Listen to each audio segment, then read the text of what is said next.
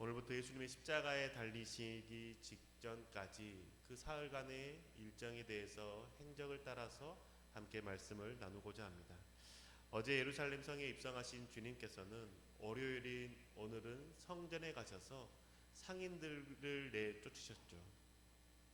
백성들이 하나님께 예배 드릴 때 필요한 제물들을 파는 상인들을 내쫓으신 겁니다. 그리고 나서 그들을 향해서 강도의 소굴로 만들었다라고 꾸짖으시죠. 성전에서 예배하러 나오는 자들 향해서 그들을 향해서 주님께서 하시는 말씀은 강도의 소굴이 되었다라고 말씀합니다. 상인들이 물건을 팔고 그 재물을 파는 자들에게 재물을 사서 예배드리는 자들 향해서 주님께서는 환영하시는 것이 아니라 강도의 소굴로 만들었다라고 꾸짖는 것이죠.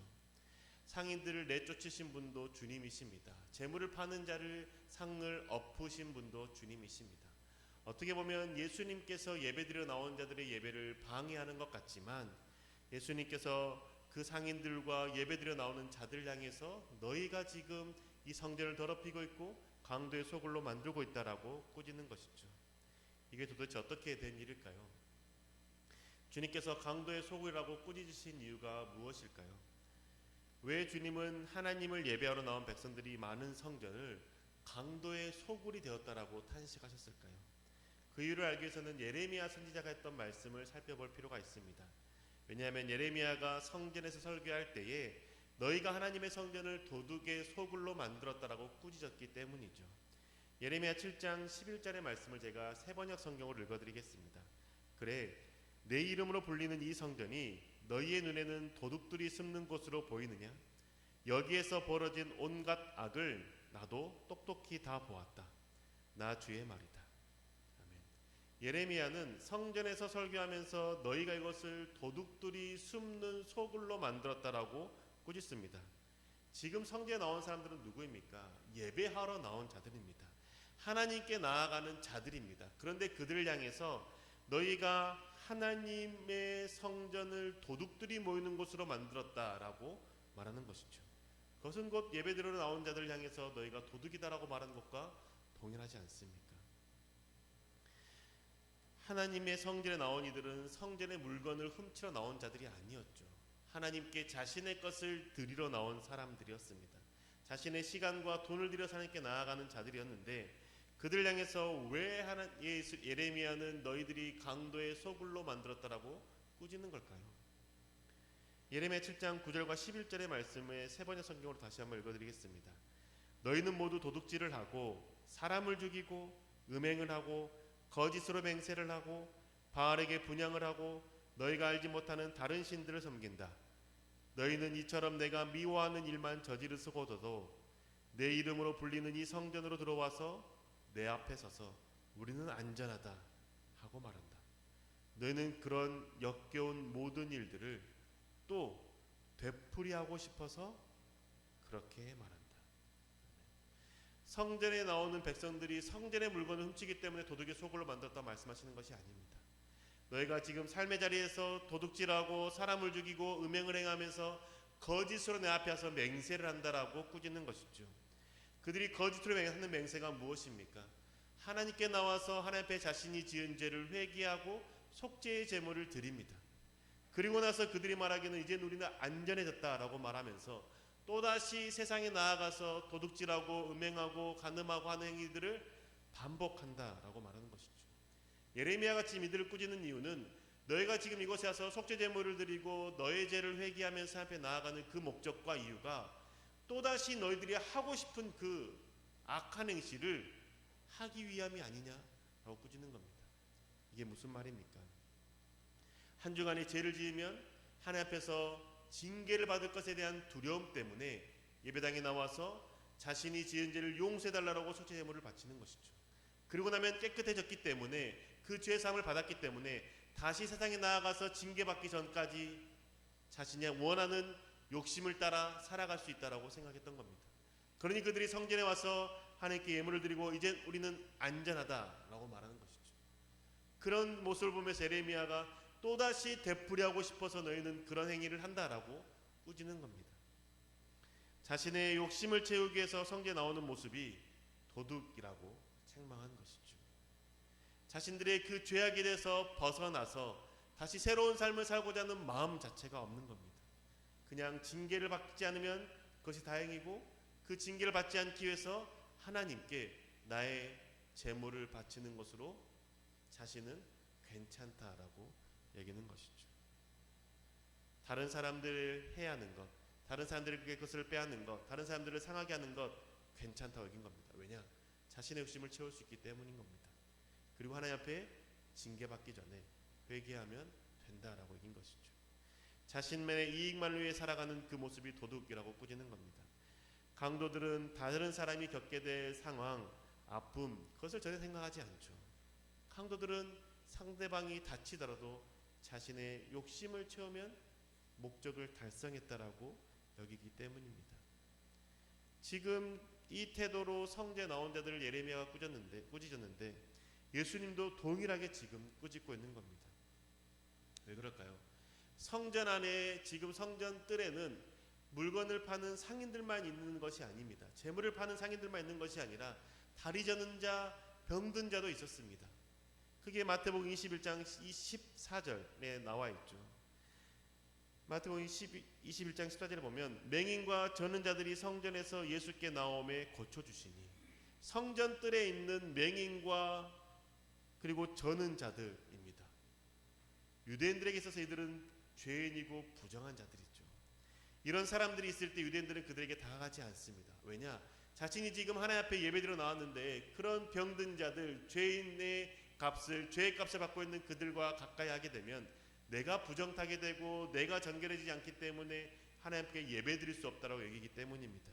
그래서 그들은 그 병든 자들을 외면하고 자신의 그 재물을 바칠 수 있는 물건을 파는 상인들에게만 몰려가서 지금 그 재물을 구하고 하나님 앞에 예배를 드린다는 겁니다.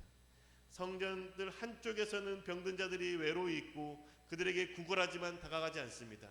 하지만 한쪽들에서는 재물을 파는 자들에게는 많은 사람이 다가가서 하나님께 드릴 재물을 사고 하나님 앞에 예배를 드리며 이제 우리는 안전하다라고 생각한다는 것이죠. 이 모습을 주님께서 보신 겁니다. 병든 자들에게는 아무도 다가가지 않고 하나님께 드릴 예물이 있는 곳에만 사람들이 다가가서 북적대는 것이죠.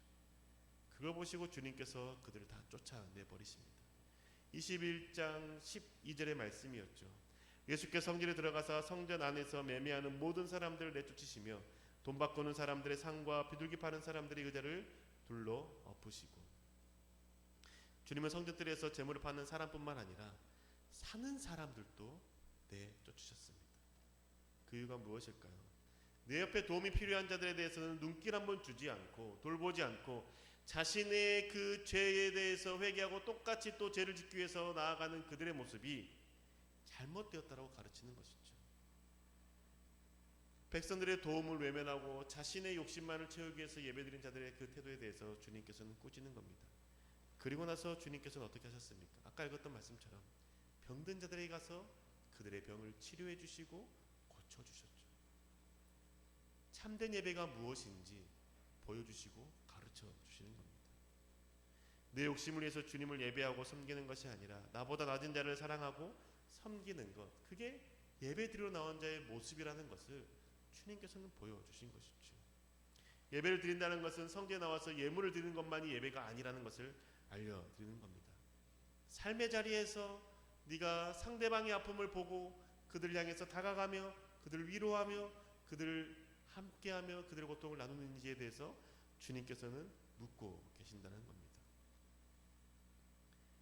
그 모습이 예레미야서에서 동일하게 나오는 것이죠. 예레미야 7장 5절과 7절의 말씀을 제가 세 번역 성경을 읽어드리겠습니다. 너희가 모든 생활과 행실을 참으로 바르게 고치고 참으로 이웃끼리 서로 정직하게 살면서 나그네와 고아와 과부를 억압하지 않고 이곳에서 죄 없는 사람들을 살해하지 않고 다른 신들을 섬겨 스스로 재앙을 불러들이지 않으면 내가 너희 조상에게 영원 무궁하도록 준 이 땅 바로 이곳에서 너희가 머물러 살도록 하겠다. 예레미야는 하나님께 예배드린다는 것이 무엇인지를 가르쳐주고 있지 않습니까? 생활과 행실을 참으로 바르게 하라고 말합니다. 이웃끼리 서로 정직하게 살라고 말합니다. 나그네와 고아와 과부를 돌보라고 말씀합니다. 죄 없는 사람을 상해하지 말고 살해하지 말고 다치게 하지 말라라고 선포하는 겁니다.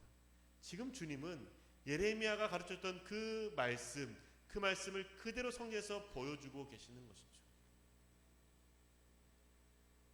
성전에 오는 자들 향해서 도둑의 소굴로 만들고 있다라고 꾸짖고 변하려고 하는 의지조차 없이 제물을 드리고 있는 그들의 모습을 책망하심으로써 너희의 삶이 변하는 것이 예배드리는 자의 모습이다라고 가르쳐 주는 겁니다. 그런데 이 가르침을 백성들이 잘 깨닫지 못합니다. 예수님의 가르침을 온전히 깨닫지 못합니다. 예수님께 성전에서 제물을 파는 자들을 상에 엎으시고 내쫓는 모습을 보시고 백성들이 환호하기를 호산나라고 외치죠. 우리를 구원하소서라고 다시 외칩니다. 성전을 깨끗하게 하는 모습을 보면서 백성들은 다시 한번 환호하고 주님께 소리 높입니다. 예수님께서 백성들에게 바르게 살지 못하고 있는 너희들의 모습들, 하나님을 예배한다고 하면서도 삶의 자리에서 전혀 변하지 않는 너희들의 모습들에 대해서 꾸짖었는데 그들은 그 꾸짖음을 듣지 못하고 그냥 재물을 파는 자들의 상을 엎으시고 내쫓는 주님의 모습을 보고 호산나라고 외치는 것이죠. 왜 그랬을까요? 성전들에서 재물을 파는 자들은 그리고 성전세를 은으로 내기 위해서 은으로 바꾸는 자들의 상을 엎으시는 그 모습들을 보면서 주님께서 권력자들을 내쫓으셨구나라고 생각했던 것이죠. 성전들에서 그 재물을 팔 수 있는 것은 대제사장들과 결탁이 되었어야만 가능한 겁니다. 재물을 판다는 것은 그 제사장들에 의해서 흠이 없다라는 것을 판결받아야만 재물을 드릴 수 있지 않습니까? 그러면 그 흠이 없다는 판결을 받을 수 있도록 대제사장들과 제사장들에게 이미 자신들의 금액을 바치고 그리고 허락을 받아서 물건을 팔고 폭리를 취하는 것이죠. 예배드려 나온 자들은 그 상인들에게 재물을 사야만 예배를 드릴 수 있었습니다. 그러다 보니까 시중보다는 훨씬 더 비싼 값으로 재물을 살 수밖에 없었던 것에 대해서 억울한 마음이 있었는데 주님께서 그것을 해결해 주신 겁니다. 그리고 성전세를 내는 것에 있어서 구약에 말했던 것처럼 은으로 반세겔을 내라고 했기 때문에 성전세를 낼 수 있도록 은화로 바꿔주는데 그것 또한 폭리를 취해서 환전 수수료를 받았던 것에 대해서 주님께서 해결해 주시니 그들은 기뻤던 겁니다.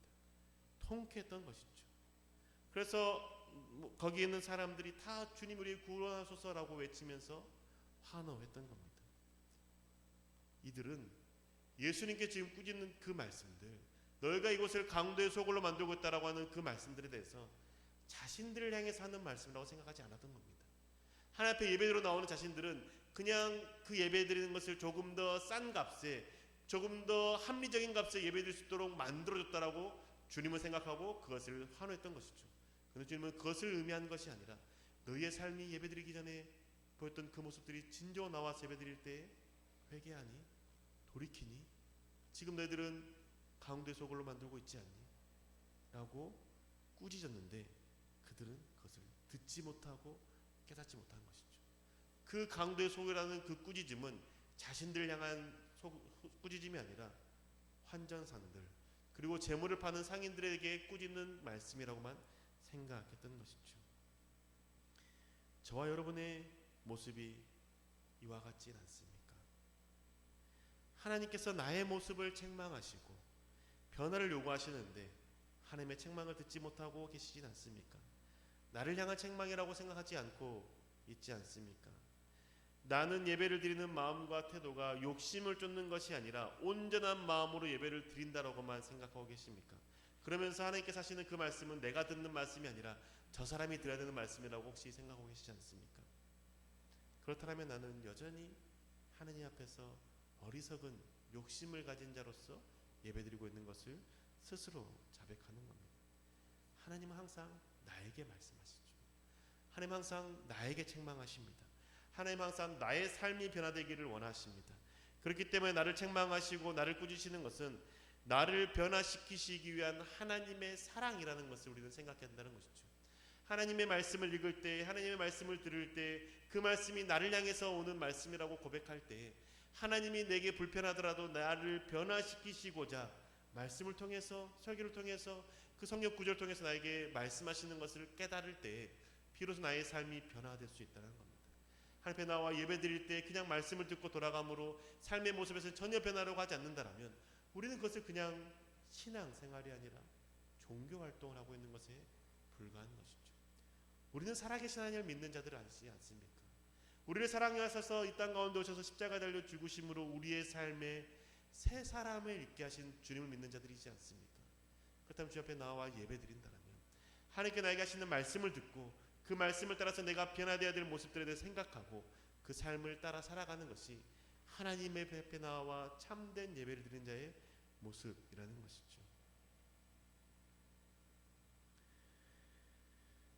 불편함이 있을 수 있습니다. 말씀을 들을 때나 말씀을 읽을 때 불편함이 있을 수 있죠. 그런데 그 불편함 때문에 하나님의 말씀 앞에서 변화되라는 것 자체를 포기한다라면 우리는 여전히 그냥 내가 살고 싶은 대로만 살아가는 모습의 사람일 뿐이라는 것이죠. 하나님은 주님이 원하시는 삶의 모습을 살아가기 위해서 우리 가운데 끊임없이 말씀을 통해 가르치시고 예배를 통해 수준을 바라보게 하시며 하나님의 마음을 생각나게 하시지 않습니까? 사랑하는 구름산교회 교우 여러분, 우리를 향한 하나님의 아버지의 그 사랑을 생각합시다. 세상을 바르게 살지 않고 주님이 원하시는 것을 행하지 않으면서 주님 앞에 나오는 우리의 마음, 주님은 아십니다. 불편함을 이겨내고 변하려고 하지 않고 넘어지고 실패하기 때문에 그냥 악을 행하고 주님 앞에 나오는지, 아니면 악을 행하는 것이 좋고 나 자신을 위해서만 사는 것이 편하기 때문에 주님 앞에 나오는지, 아니면 내가 주님 앞에서 주님의 말씀을 따라 살기를 소망하면서 나아가지만 그 소망대로 살지 못하고 연약함으로 넘어져서 하나님 앞에 죄송한 마음으로 나오며 다시 새 힘을 얻기 위해서 주님 앞에 나오는지 주님은 다 아신다는 것이죠.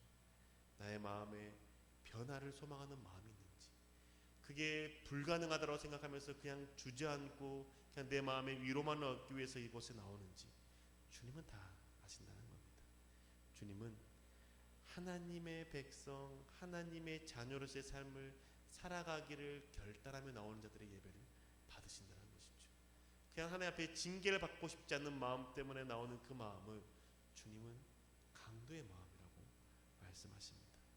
나를 향한 주님의 그 책망이, 나를 불편하게 하는 그 말씀이 나를 변화시킨다는 사실을 생각하면서 주님, 이제는 내가 변화된 마음으로 주 앞에 나아가겠다고 결단하며 주 앞에 예배드리십시다. 주님의 마음을 아는 자만이 세상 가운데서도 바른 자의 삶을 살아가고 하나님 앞에 나올 때 하나님의 그 사랑으로 말미암아 변화하려고 힘쓰며 나아가게 될 것입니다.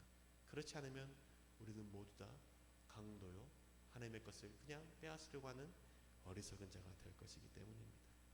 온전히 세상에서도 그리스도의 자녀로 살아가고 예배당에서도 주님에게 기쁨으로 예배드리시는 저와 구름산교회 교회 여러분 되시기를 주님으로 축복합니다. 기도하겠습니다. 주님, 우리는 주님의 자녀입니다. 하나님을 사랑하는 자의 삶을 살기를 소망합니다. 세상 가운데 변화된 자로서의 삶을 살기를 소망하고 하나님의 그 사랑을 전하는 자의 삶을 살기를 원합니다. 우리 가운데 있는 이 부족한 모습들, 하나님의 뜻을 따라 살기를 소망하면서도 여전히 연약하며 넘어진 우리의 모습들 주님 아시오니 우리 가운데 새 힘 허락하여 주시고 하나님의 그 뜻을 따라 살아갈 수 있는 용기 허락하여 주옵소서. 하나님, 내 마음이 편하고자만 예배드리고 있던 그 모든 모습들을 이제는 내려놓기 소망하오니 주님, 불편하더라도 주님의 그 말씀 앞에 씨름하게 해주시고 그 말씀 앞에 내 삶을 던지며 맡기는 훈련들을 해 나아갈 수 있는 저희들 되시도록 인도하여 주옵소서. 우리의 삶을 새롭게 하시고 인도하실 줄 믿사오며 살아계신 우리 주 예수 그리스도 이름으로 기도합니다. 아멘. 다시 한번 기도하겠습니다.